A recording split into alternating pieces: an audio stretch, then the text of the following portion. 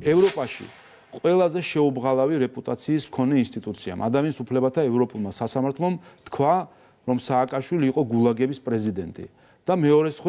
მეორე ინსტიტუციამ, რომელსაც აქვს რეპუტაციული გამოწვევები დღესდღეობით, თავის რეზოლუციაში, როცა საუბრობდა პირად ვენდეტაზე, თქვა, რომ კანონის უზენაესობა არის არა კანონის უზენაესობა, არამედ ეს არის ვენდეტა. აი ამაზეა საუბარი. ერთი სხვი გვაქვს ჩვენ ადამიანის უფლებათა ევროპული სასამართლოს გადაწყვეტილება, რომელიც